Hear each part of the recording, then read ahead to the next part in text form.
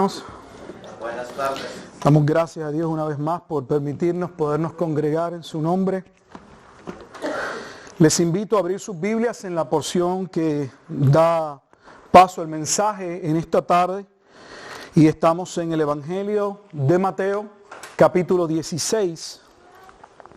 Y vamos a leer el versículo 18. Mateo, capítulo 16, versículo 18. Todavía continuamos en no sé cuántas predicaciones estemos aquí, en contemplar y ver cuál es el fundamento que Jesucristo instituyó para su iglesia. Y la base de esos 7 fundamentos que hemos mencionado están de Mateo capítulo 16, versículos 18 al 20. Pero el domingo pasado nos quedamos en el segundo fundamento. Jesucristo es Señor o el dueño de su iglesia. Y es lo que vamos a estar continuando hoy, explicando qué significa que Jesús sea el Señor. ¿Es Señor de qué iglesia? ¿Quiénes componen esa iglesia?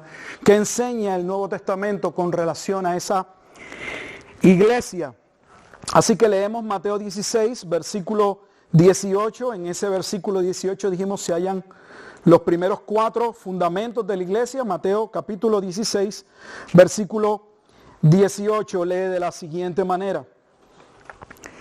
Y yo también te digo que tú eres Pedro, y sobre esta roca edificaré mi iglesia, y las puertas del Hades no prevalecerán contra ella. Vamos a orar. Amado Dios, te damos gracias, Señor, por tu palabra que ha sido leída. Una vez más te pedimos, Señor, que los ojos de nuestro entendimiento, que nuestros corazones estén preparados cual tal terreno, aquel terreno bueno en Mateo capítulo 13, que es capaz de discernir por tu gracia, entender quién es Cristo. Permite que tu palabra pueda ser implantada en nuestros corazones y que dé fruto al 30, así al 60, al 100 por 1, como tu palabra misma expresa. Ayúdanos, Dios, en esta tarde. Danos entendimiento. Guía tú, Padre Santo, todo lo que aquí hagamos, que solo Cristo sea glorificado, que su nombre sea exaltado y que nuestras vidas puedan ser edificadas. Que si hay alguna persona, oh Dios, que no te ha conocido y hoy es día de salvación, será expuesto al Evangelio, sea también, Padre, día de salvación. Te damos gracias siempre en ese nombre que es sobre todo nombre, en el nombre de Jesucristo, Señor nuestro. Amén y amén. En ese versículo 18 que estuvimos dándole lectura hace un momento, ahí están los primeros 4 fundamentos de la iglesia. Ya tocamos el primer fundamento y es ¿quién es la roca? ¿A quién se refiere Jesús como la roca de la iglesia? Las 2 posiciones ya lo hablamos, solo un repaso breve, es que Pedro es la roca, que Cristo es la roca. Nosotros concluimos y le pedimos que haga uso de los sermones, están grabados, y aún de el bosquejo de la predicación. Ahí tiene los versículos, la base para que usted pueda referirse y posteriormente percatarse de lo que estamos afirmando. Afirmamos que Jesucristo es la roca. Segundo, vimos que en ese pasaje también se afirma no solo que Jesucristo es la roca sobre la cual se construye, se levanta esa iglesia, sino también que Jesús se declara ser el dueño de ella. Él habla de mi iglesia. Y observe que no solamente habla de mi iglesia como que le pertenece, Él es el dueño, sino de la iglesia en sentido singular. Hay una sola iglesia. Nosotros nos dividimos, los seres humanos, pensamientos por doctrinas en diferentes áreas, y nos separamos, y unos nos ponemos letreros de bautistas, otros se ponen letreros de presbiterianos, pentecostales, asambleas de Dios, usted nómbrelos. Pero en esencia para Dios, Dios solo tiene una sola iglesia. La iglesia en ese sentido es católica, es universal. Y en esa universalidad esa universalidad está constituida por todos aquellos que han de ser salvos, que han venido al arrepentimiento al escuchar el Evangelio y que han creído en Jesucristo. Luego veremos el tercer punto, que solo me adelanto porque dije que hay 4. El tercer punto es que Él edifica su iglesia. Solo Dios puede darle a su iglesia lo que su iglesia necesita, y si vemos la edificación como crecimiento, debemos tener mucho cuidado, pues el único que puede traer crecimiento a la iglesia es aquel que dio su vida por la iglesia, aquel que salva a las personas que pasan a formar parte de su iglesia. Así que aún la edificación de la iglesia no está en manos de hombres como mi persona, otros pastores. Somos hombres débiles y podemos errar. La iglesia se sostiene de aquel que dio su vida, de Jesucristo. Y en ese versículo 4 también está el cuarto principio sobre el cual la iglesia se levanta, y es que Dios le ha dado autoridad. Las puertas del infierno, del Hades, no prevalecerán contra la iglesia. Los otros 3 se desprenden del versículo 19. Posteriormente entraremos, pero hoy continuamos en que Jesús es el Señor o dueño de la iglesia. Ya llegando al domingo pasado, fuimos al libro de Daniel específicamente y vimos en Daniel algo muy importante, y quiero que preste atención porque es posible que no lo haya visto con el cuadro completo, y es en extremo importante. El libro de Mateo y el libro del profeta Daniel, como Jesús se refiere en Mateo 24, están unidos en el Evangelio. De hecho, Jesús se refiere a Daniel como un profeta, he dicho en Mateo capítulo 24, pero el nombre que Jesús utiliza para referirse, para hablar de sí mismo, el nombre que Jesús suele usar constantemente en este Evangelio de Mateo que estamos estudiando, es el término Hijo del Hombre. Y vimos que ese término Hijo del Hombre es un término que surge, que parte del libro de Daniel, en especial en el capítulo 7. Pero hay algo todavía más importante en la lectura de Mateo capítulo 16, versículos 18 al 20. Y es que las 3 formas o maneras en que Jesús es descrito en el libro de Daniel son presentadas o están presentes en la lectura de Mateo 16, versículos 18 al 20. Repito, en Daniel se hace referencia a la persona de Jesús de 3 formas. En Daniel capítulo 2 Jesús es la roca. En Daniel capítulo 7 Jesús es el Hijo de Hombre, al cual el anciano de días le entrega el reino. Es el Mesías príncipe que venía a reinar sobre el pueblo. En Daniel capítulo 9 Jesús es descrito como el Mesías príncipe que ha de dar su vida para cumplir y sellar la profecía. Profecía que está contenida en Daniel capítulo 9, versículos 24 al versículo 27. Estas 3 verdades, Cristo es la roca, Cristo es el Hijo del Hombre y Cristo es el Mesías príncipe que ha de morir, estas 3 verdades están encerradas, yacen, las podemos encontrar en Mateo capítulo 16, versículos 18 al 20. En Mateo capítulo 16, versículo 18, la roca es Cristo. Daniel capítulo 2, versículos 34 al 35, la piedra es Cristo. En Mateo capítulo 16, versículo 13, recordarán que la primera pregunta que Jesús le hace a sus discípulos en Cesarea de Filipo es si las personas podían ver, las personas que estaban fuera, no sus apóstoles o sus discípulos como se refiere, si las personas podían ver en él, los de afuera, que él era el Hijo del Hombre. Y vimos que no podían verlo, pero Jesús se refirió a sí mismo nuevamente en Mateo 16, 13 como el Hijo del Hombre. Ese Hijo del Hombre está en Daniel capítulo 7, especialmente en el versículo 14, 13 y 14. Él es el Hijo del Hombre. Si usted observa Mateo 16, una vez Jesús concluye El versículo 21 dice, desde entonces comenzó Jesús a declarar a sus discípulos que le era necesario ir a Jerusalén y padecer muchos de los ancianos, de los principales sacerdotes y de los escribas y ser muerto y resucitar al tercer día. Daniel capítulo 9 presenta la llegada del Mesías príncipe que ha de traer salvación.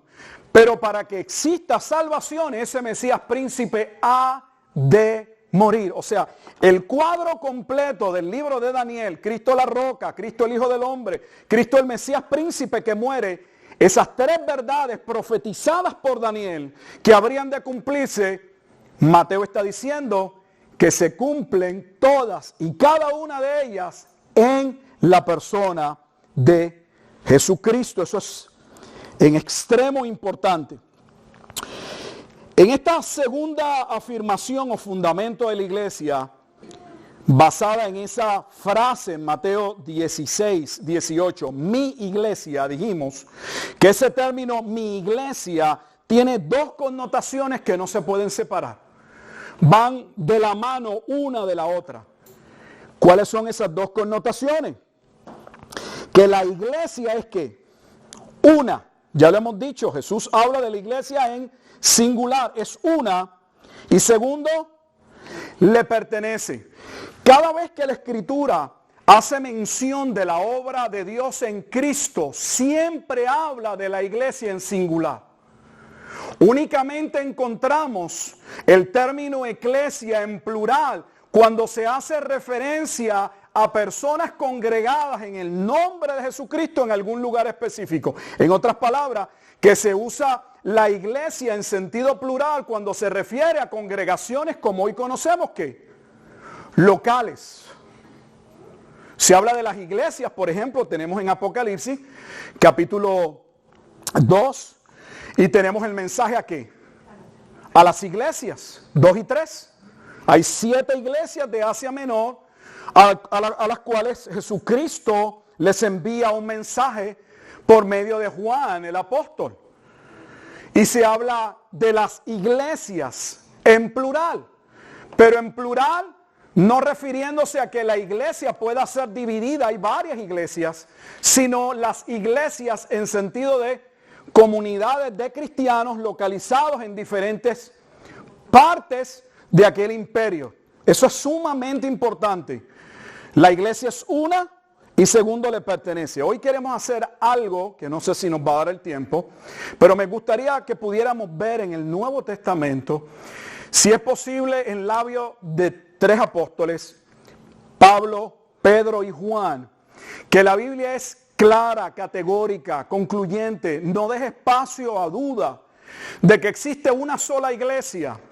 Pero más allá de que exista una sola iglesia, es importante que esa iglesia está compuesta, que esa iglesia la comprenden todos y cada uno de aquellos que han sido llamados a salvación del Antiguo Testamento y del Nuevo Testamento.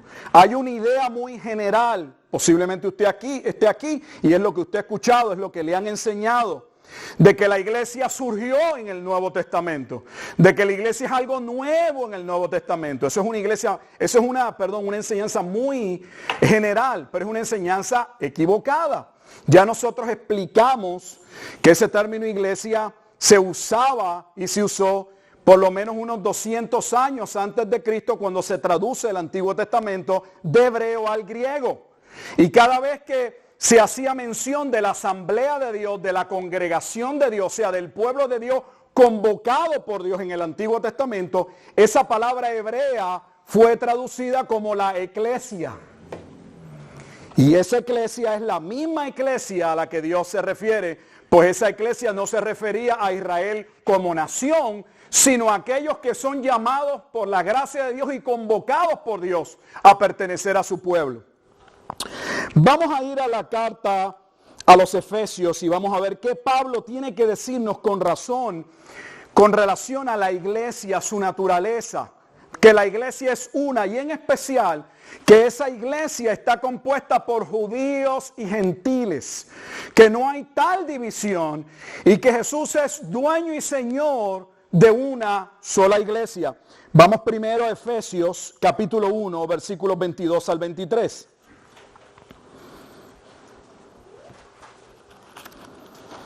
Y leemos la palabra de Dios en Efesios capítulo 1, versículos 22 al 23.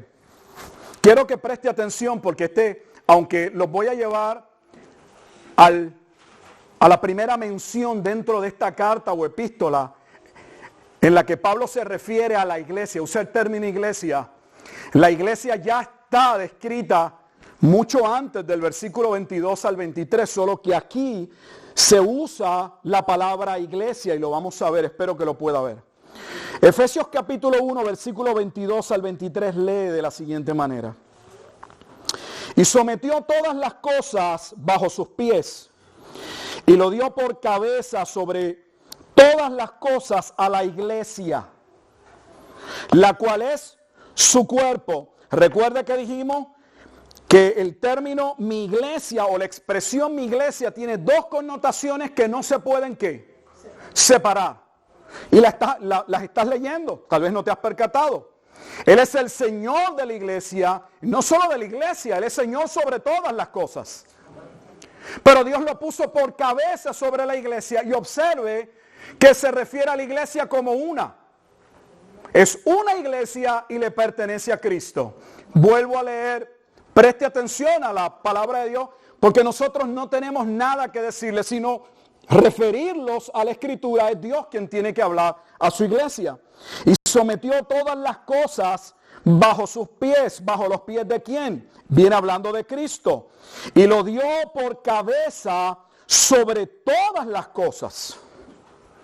O sea, su plan en esencia abarca no solamente la redención de su pueblo, sino también la redención del mundo creado, que ya lo hemos hablado, pero en esencia lo puso por cabeza, autoridad, Señor de la iglesia, no las iglesias, singular, la cual es su cuerpo.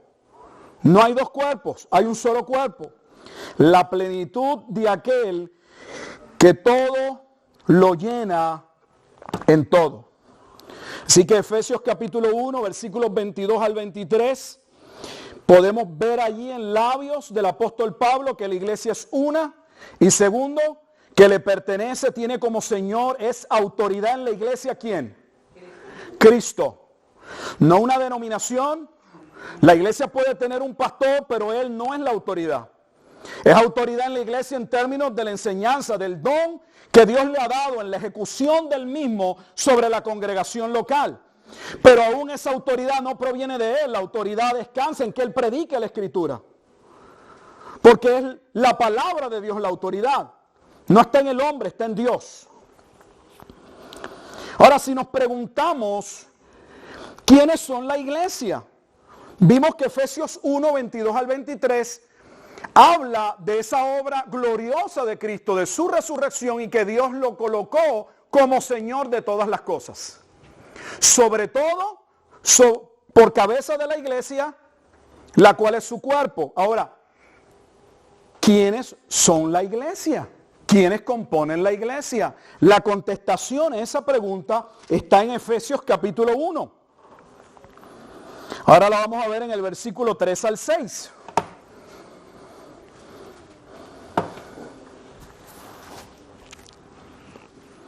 Efesios capítulo 1, versículos 3 al 6 leen de la siguiente manera. Bendito sea el Dios y Padre de nuestro Señor Jesucristo, que nos bendijo con toda bendición espiritual en los lugares celestiales en Cristo. ¿A quiénes bendijo? Lo contesta. Lo va a ver. ¿A quiénes? Según nos escogió en Él antes de la fundación del mundo, para que fuésemos santos y sin mancha delante de Él, en amor, habiéndonos predestinado para ser adoptados hijos suyos por medio de Jesucristo, según el puro afecto de su voluntad, para alabanza de la gloria de su gracia, con la cual nos hizo aceptos en el amado. ¿Quién es la iglesia? ¿A qué iglesia se refiere Pablo en Efesios capítulo 1, versículos 22 al 23? Efesios capítulo 1, versículos 3 al 6 contesta: a todos aquellos que fueron escogidos desde antes de la fundación del mundo para ser redimidos, para ser perdonados por medio de la obra de Cristo. Mira lo que estamos diciendo, porque a veces escuchamos pero no pensamos en las implicaciones. Pablo está diciendo que la iglesia, lo que llamamos la iglesia, comprende la totalidad de todos aquellos que Dios señaló, escogió para salvación antes de la fundación del mundo. Por lo tanto, Dios tiene solo un pueblo escogido. Pero la iglesia en general, lo que he escuchado es que el pueblo escogido es una nación, Israel. Pero vamos a ver que Pablo asevera que lo que Dios escogió no fue una nación. Dios escogió un pueblo, y un pueblo que estaría compuesto de personas, como dice Apocalipsis, de toda lengua, de toda nación. Pablo lo va a presentar que estaría compuesta de judíos y gentiles.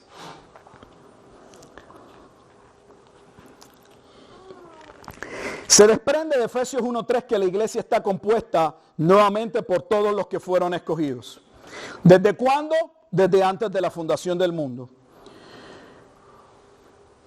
La pregunta que me hacía mientras yo estudiaba esto, si los escogidos en Efesios capítulo 1, versículos 3 al 6, representan la nación judía, ya lo hemos contestado, pero aún me quise hacer la pregunta, ¿son estos escogidos solo de la nación de Israel? La contestación está en la misma carta. Estas cartas lamentablemente, y digo lamentablemente, porque la gente la lee por partes. Las cartas son para leerlas completas. Pero posteriormente se dividieron por capítulos y por versículos. Y pensamos que si leímos el capítulo 1 hemos leído una parte importante. No, usted no puede entender el capítulo 1 sin el capítulo 2, sin el capítulo 3, sin el capítulo 4, sin el 5 y sin el 6. Efesios tiene 6 capítulos. Cuando vamos al capítulo 2 de Efesios, o sea, continuamos la lectura de la carta y nos dejamos de ver capítulos y queremos leer el libro para tener un cuadro general de lo que allí se expresa, en Efesios 2, 11 al 22 dice lo siguiente: ¿quiénes son estos escogidos? Ya vimos que fueron escogidos antes de la fundación del mundo. ¿De dónde provienen? ¿Son de la nación de Israel? Efesios 2:11 dice: por tanto, acordaos de que en otro tiempo vosotros los gentiles, en cuanto a la carne, erais llamados incircuncisión por la llamada circuncisión hecha con mano en la carne.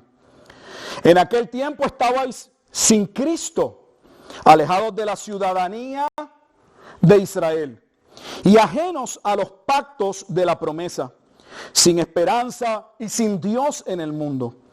Pero ahora en Cristo Jesús, vosotros, que en otro tiempo estabais lejos, habéis sido hechos cercanos por la sangre de Cristo, porque Él es nuestra paz. Vaya observando el lenguaje, que de ambos pueblos hizo uno, derribando la pared intermedia de separación, aboliendo en su carne las enemistades, la ley de los mandamientos expresados en ordenanzas, para crear en sí mismo de los dos un solo y nuevo hombre, haciendo la paz mediante la cruz,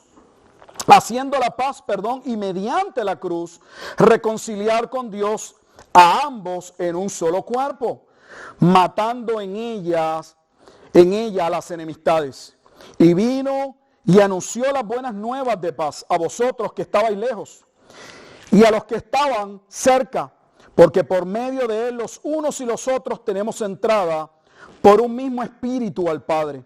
Así que ya no sois extranjeros ni advenedizos, sino conciudadanos de los santos y miembros de la familia de Dios, edificados sobre el fundamento de los apóstoles y profetas, siendo la principal piedra del ángulo Jesucristo mismo. Observe que aquí vuelve a aparecer Cristo como que, como la piedra de la iglesia, en quien todo el edificio, bien coordinado, va creciendo para ser un templo santo en el Señor, en quien vosotros también sois juntamente edificados para morada de Dios en el Espíritu.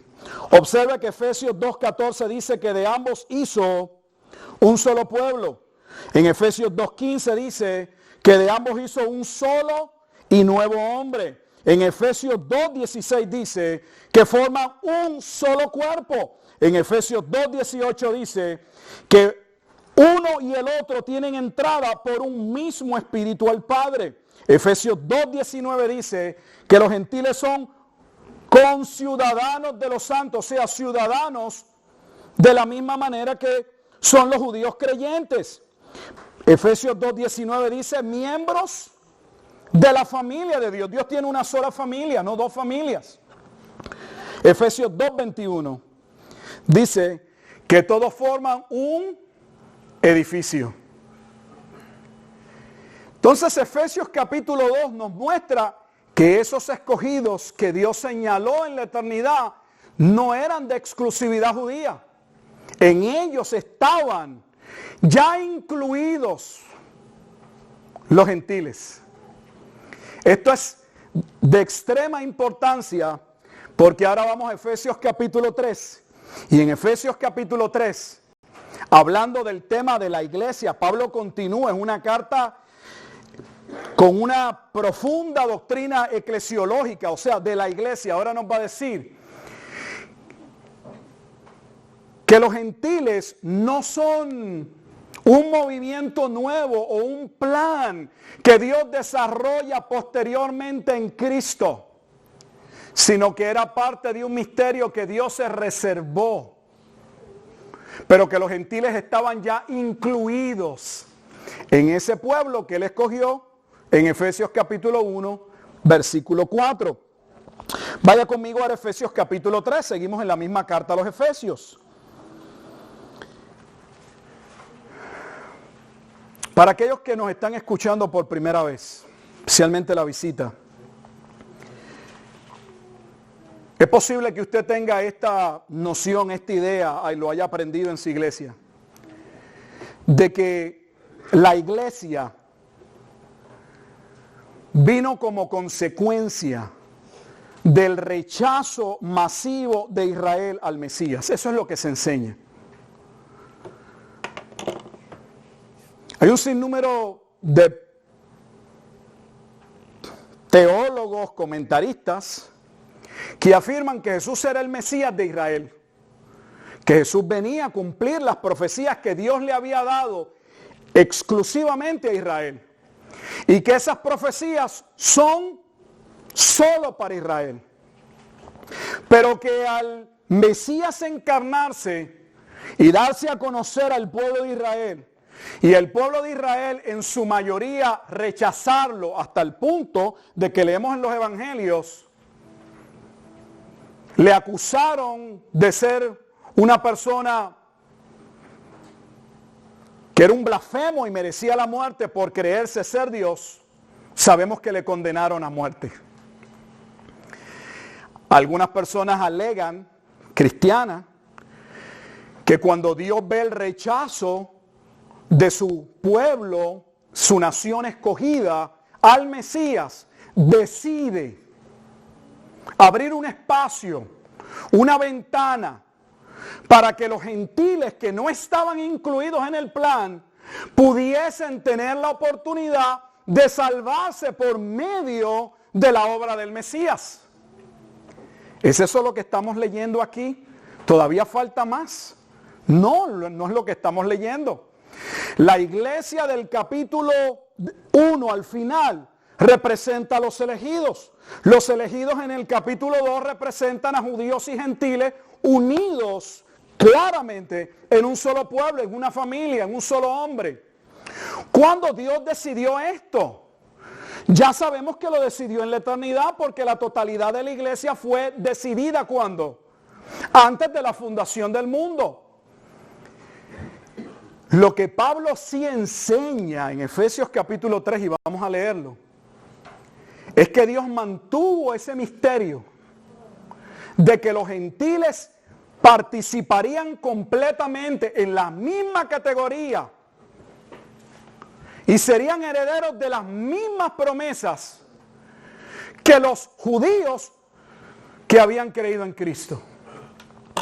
¿Dónde está eso? Efesios capítulo 3. Vamos a leer desde el versículo 3 al 6.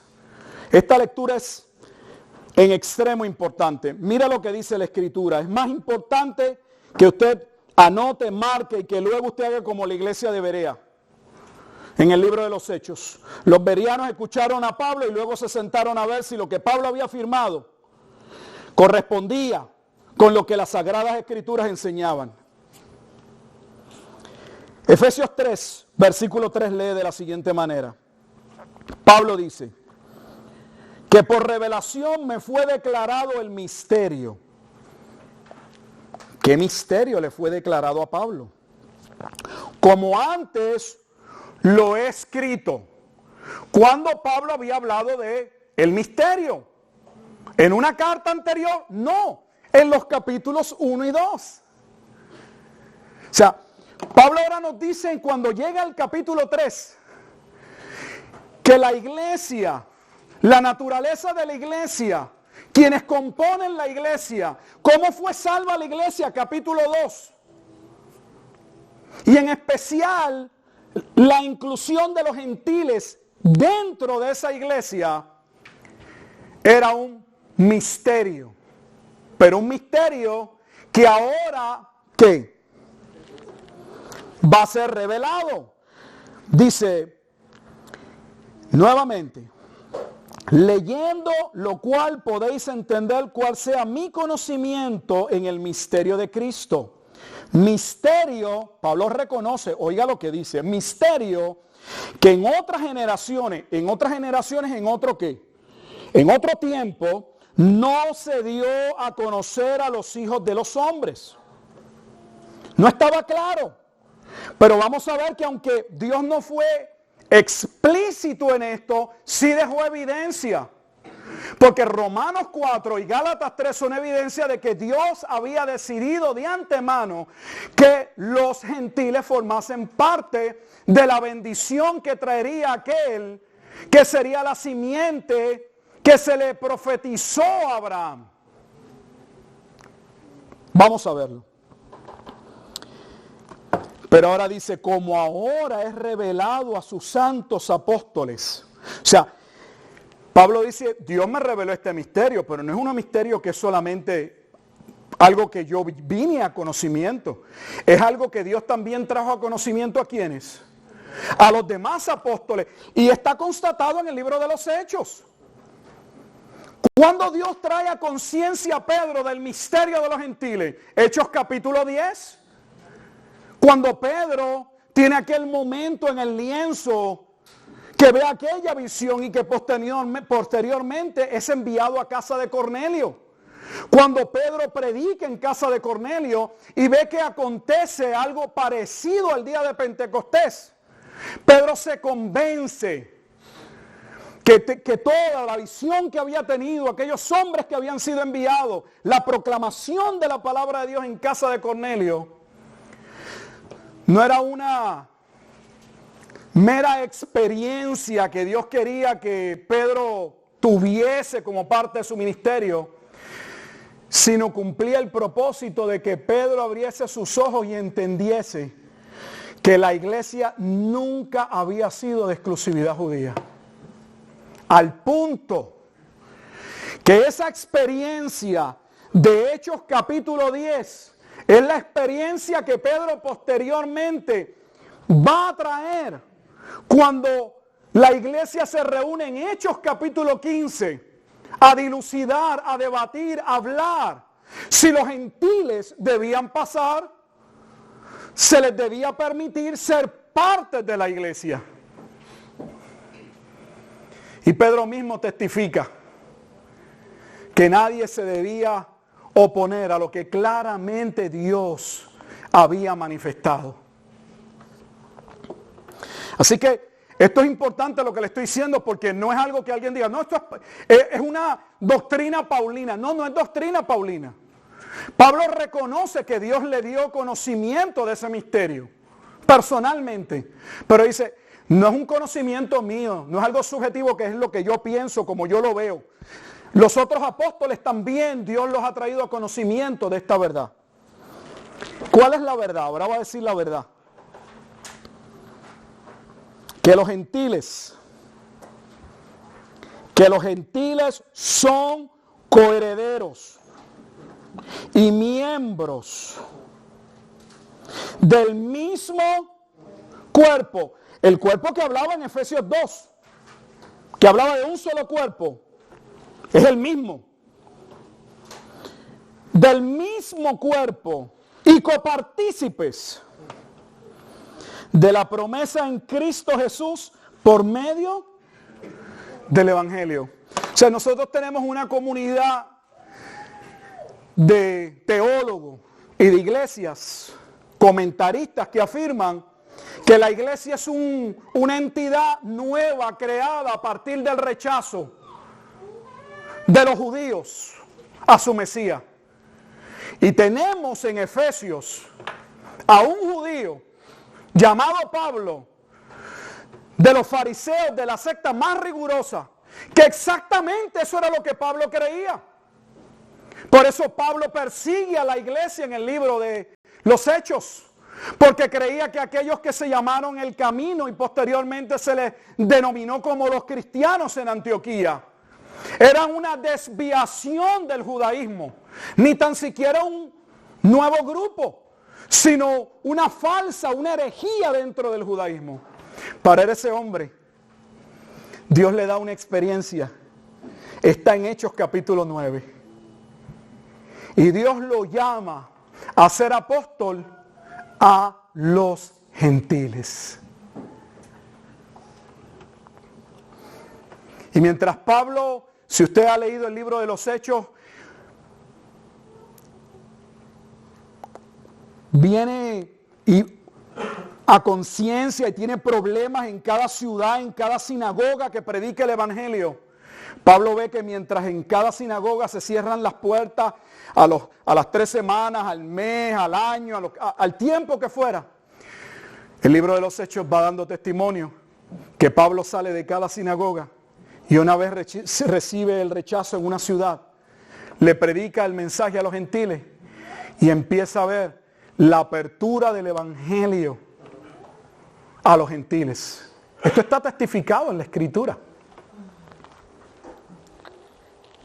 Así que Efesios 3, versículos 3 al 6, claramente nos dice que aquellos que fueron escogidos, que en el capítulo 2 dice que serían llamados de judíos y gentiles, capítulo 3 nos dice están a la par, en igualdad, con los mismos derechos.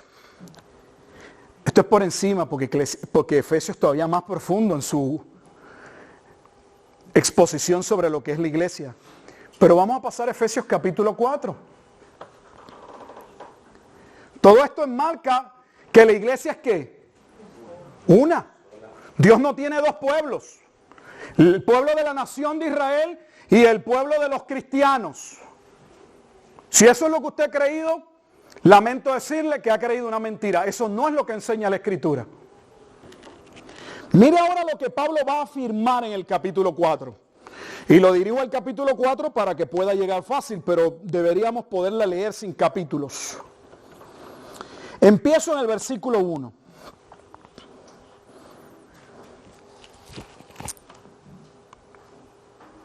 Yo pues preso en el Señor, os ruego que andéis como es digno de la vocación con que fuisteis llamados.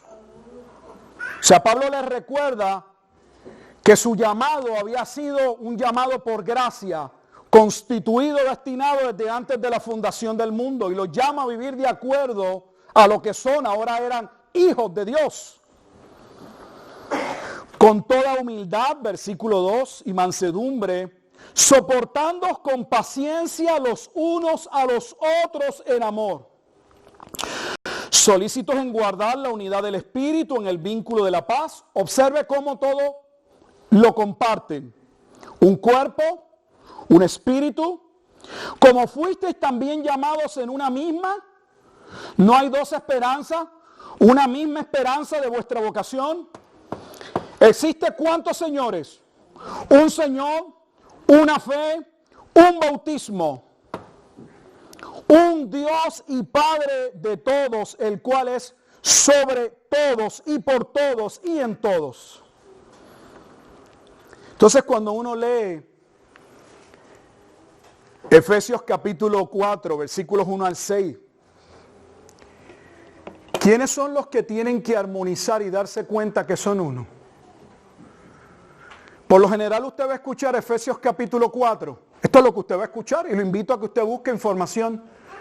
Usted va a buscar un comentario y le van a decir que Efesios 4 enseña que la iglesia, al estar compuesta de tantas personas, de diferentes culturas, lenguajes, con diferentes trasfondos culturales, tienen choques como lo tiene la familia.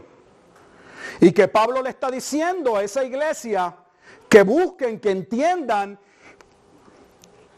que todos los que pertenecen a la iglesia están allí por gracia. Por lo tanto, nadie debe jactarse. Por eso comienza hablando de ¿qué? De humildad. Porque usted no llega a ser parte de la iglesia como una decisión suya, si está leyendo Efesios, como una decisión divina. Y los llama a guardar la unidad del Espíritu. Es solamente la unidad del Espíritu en el sentido de decirle a las personas, como aquí un grupo diverso, vamos a ver cómo nos relacionamos, que nos amemos, que no sé, que nos tratemos bien, que nos tratemos en amor cristiano. Eso es parte, pero de eso no es lo que viene hablando. Eso es lo que usted hace cuando usted se para y empieza a leer Efesios 4 sin leer los primeros 3 capítulos. ¿Cree que aquí es un mensaje para una iglesia local? Y diciéndole a una iglesia local, en la armonía, en la hermandad, en la comunión, en las relaciones interpersonales siempre hay choques. Unos piensan de una manera, otros piensan de otra forma. Unos ven en esto una solución, otros ven en un problema. Y hay que ver cómo nos tratamos como familia, cómo armonizamos como familia. Pero es mucho más profundo que eso. Pablo está abordando el tema a sabiendas de que ese misterio que acaba de comunicarnos en los primeros 3 capítulos iba a ser algo que la iglesia en sentido general debía superar y entender. Los primeros que se opusieron a la salvación de los gentiles fueron los propios judíos cristianos. Eso está en la historia de la iglesia, está en su libro de los Hechos. O sea, Dios tuvo que obrar en el corazón del liderato para que el liderato entendiese el misterio y no viese a los gentiles como una contradicción, como personas que se estaban metiendo dentro de la iglesia pero que no pertenecían a la iglesia. De eso está abordando el tema el capítulo 4. Que la iglesia del Señor, que es un mismo espíritu, un solo Señor, un solo Dios, una misma esperanza, de esa forma y en esa manera trabajara para la gloria de Dios. Porque luego describe que esa iglesia que es una y que segundo le pertenece al Señor, ese mismo Señor le ha dado dones de gracia para la edificación del cuerpo de Cristo. Sin embargo, tenemos personas enseñando que la iglesia es una cosa y que el pueblo y la nación de Israel es otra. ¿Cómo usted puede justificar eso en la carta a los Efesios? No he terminado. Vamos a Efesios 5. Y con este terminamos. Vamos a ver solo hoy a Pablo en la carta a los Efesios. Estando ahí en el capítulo 5, es de suma importancia que comencemos nuestra lectura en el versículo 25 al 27. Preste atención, este es el último pasaje por hoy.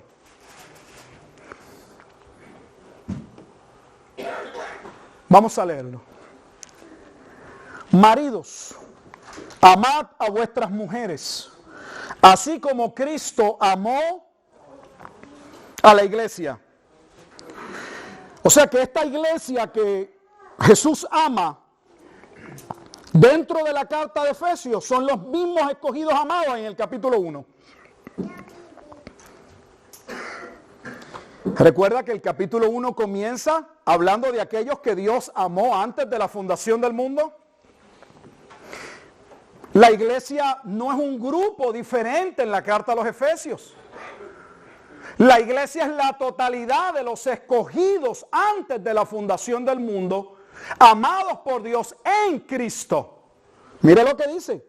Maridos, amad a vuestras mujeres, así como Cristo amó a la iglesia. Está usando el modelo de Dios por su iglesia, el amor de Dios por su iglesia, para que los maridos ahora lo apliquen en sus relaciones maritales. Cristo amó a la iglesia y se entregó a sí mismo por ella. Versículo 25. Le hago una pregunta. Esa iglesia por la que Cristo murió, según Efesios capítulo 5, versículo 25. ¿Qué iglesia es?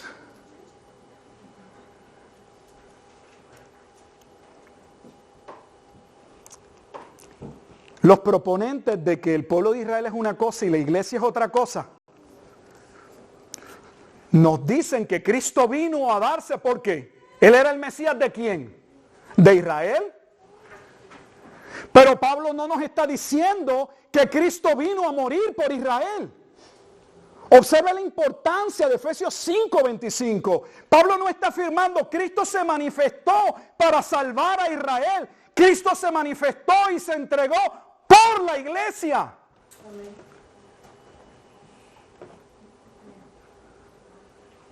Esa iglesia en el capítulo 1 representa, nuevamente, estoy repitiendo para que se le quede, representa la totalidad de todos los escogidos antes de la fundación del mundo, amados en Cristo para ser limpiados y perdonados, como vamos a leer aquí. Versículo 26. Para santificarla, está hablando de la iglesia, para santificarla habiéndola purificado en el lavamiento del agua por la... ¿Puede ir conmigo Efesios 1:4? Estamos en la misma carta de Efesios, es sencillo, algunas páginas. Efesios 1:4, mira lo que dice. Según nos escogió en Él, es en Cristo, antes de la fundación del mundo para que fuésemos santos y sin mancha. ¿Qué estamos leyendo en el versículo 26 del capítulo 5 con relación a la iglesia? Que Él la amó y se entregó a sí mismo por la iglesia. ¿Para qué? Para cumplir lo que vimos en Efesios capítulo 1 versículo 4. Para santificarla. ¿A quién? ¿Al pueblo judío? ¿A la nación de Israel? No, a la iglesia. Y la iglesia está constituida en el capítulo 2 por judíos y gentiles. Es cierto que Pablo hace ver en el capítulo 3 que era un misterio, que no estaba esbozado, no estaba aclarado, no. Pero eso no significa que los gentiles no estuviesen dentro de esa iglesia. Dios tendría un momento en que le comunicaría a los apóstoles, que son la base de la enseñanza posterior de Cristo de la iglesia, de que los gentiles formaban parte del mismo cuerpo, del mismo edificio, formaban un solo cuerpo, un solo hombre. A fin, versículo 27, Efesios 5, 27, a fin de presentársela, ese presentársela es a la iglesia, de presentársela a sí mismo. Él viene a morir por ella para perdonarla. para tomarla a fin, con el propósito, eso significa fin, con el propósito de presentársela. Así mismo, ¿quién? La iglesia. Lo dice, una iglesia gloriosa, que no tuviese mancha, ni arruga, ni cosa semejante, sino que fuese santa. Esa expresión santa y sin mancha no es la misma que vimos en Efesios 1 al 4. Es la misma. Mira lo que pretendimos hacer hoy. Estamos en el segundo punto fundamento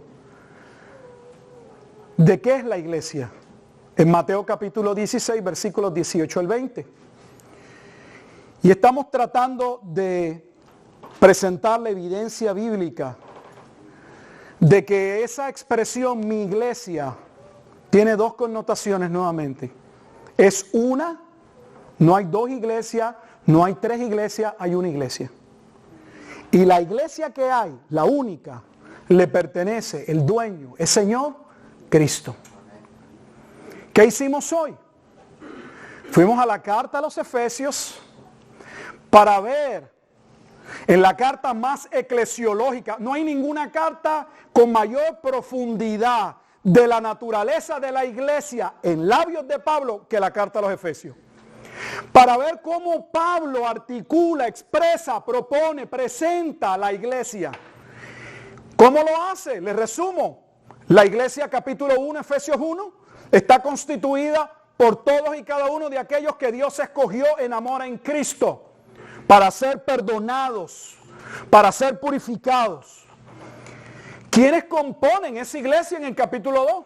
Todos aquellos que estaban muertos en delitos y pecados, pero que son resucitados. ¿Quiénes son los que son resucitados en el capítulo 2? De los judíos y de los gentiles. Ambos creyentes. Unos provienen de los judíos, otros de los gentiles, pero ambos Dios los constituye en un ¿qué? Un solo pueblo, un solo cuerpo, un solo edificio. Pablo sí reconoce en el capítulo 3 que esto no estaba claro en el Antiguo Testamento, pero deja claro que es claro desde el día de los apóstoles. Si es claro desde el día de los apóstoles, y si esto fue algo de lo que escribieron los apóstoles, ¿cómo alguien enseña, se atreve a enseñar que la iglesia es una entidad separada al pueblo que Dios escogió? Y peor aún enseñar, como se enseña en muchas iglesias, que el pueblo escogido por Dios es Israel. Vea montones de ministerios, usted va a ver una bandera de Israel en la parte de atrás. Oran más por Israel que por la salvación de aquellos que realmente vendrán a salvación. Eso no enseña la Escritura. Capítulo 4 dice que hay una unidad en esa iglesia. Y dice que esa unidad debe ser preservada en un mismo espíritu. En otras palabras, que si los apóstoles defendieron que la iglesia estaba compuesta de judíos y gentiles, en la misma categoría, con los mismos privilegios, bajo las mismas promesas, y que esa unidad en el capítulo 4 somos exhortados a mantenerla, le pregunto, ¿cómo pueden algunos hoy decir que son dos pueblos diferentes, quebrantando y rompiendo la unidad? Más allá, cuando vamos al capítulo 5, Pablo claramente expresa que esos escogidos del capítulo 1, que los resucitados del capítulo 2, que aquellos gentiles que habían sido separados como un misterio en el capítulo 3, que deben guardar unidad en el capítulo 4, son la iglesia por la cual Cristo se entregó. Capítulo 5. No, estoy haciendo un resumen de la carta a los Efesios. Es contundente la enseñanza en la carta a los Efesios. Es irrefutable si usted ve la evidencia que la iglesia es una. No son dos pueblos, no hay dos salvadores, no hay dos promesas, porque Dios estableció que todos los que han de ser salvos sean salvos a través de Jesucristo. Juan 14:6 dijo, Jesús dijo, yo soy el camino, la verdad y la vida. Y nadie, absolutamente nadie, viene al Padre si no es por mí. Decir que la nación judía puede gozar de una esperanza sin Cristo es más que un error, es una herejía. Permítame orar. Padre, te damos gracias en esta tarde. Permite que tu pueblo, Señor, al ser expuesto a tu palabra, pueda venir a conocimiento de lo que ya tú has revelado en tu palabra. Pues nosotros no tenemos nada nuevo que comunicar a la Escritura, a la iglesia, sino enseñarle a la iglesia lo que dice tu palabra. Permitas tú que tal conocimiento y tal verdad nos ayude a entender que los cristianos, los gentiles, no somos plato de segunda mesa. No somos una ventana de misericordia que Dios abrió en un momento dado porque nos tuvo pena, sino que la misericordia de Dios se manifestó desde el principio en la eternidad, sobre todos y cada uno, en la misma manera, en la misma medida, por medio de un solo hombre, Jesucristo hombre, para salvación y vida eterna. Te damos gracias en esta tarde por tu palabra. Prepáranos en esta hora para seguir participando del Evangelio, ahora por medio de la comunión, del pan y de la copa, que representan nuevamente tu Evangelio. Te damos gracias por este momento y te pedimos, Señor, que podamos participar del mismo con devoción, con gozo, sabiendo que fuiste tú mismo quien estableciste esta ordenanza, quien declaraste, este es mi cuerpo que por vosotros es partido. Y al tomar la copa dijiste, esta es la copa del nuevo pacto, de aquella sangre que sería derramada para el perdón de vuestros pecados. Te damos gracias y oramos en Cristo Jesús, Señor nuestro, pidiéndote que si hay alguien que tu palabra le ha hecho entender que necesita a Cristo, tu Espíritu Santo y la misma puedan llevarlo al arrepentimiento y a la fe. Y que si no hoy, posteriormente tal persona pueda dar testimonio de aquello que ciertamente ocurre en el corazón, pero que tu palabra también declara que debe ser testificado a los hombres. En Cristo Jesús, Señor nuestro, te damos gracias. Amén.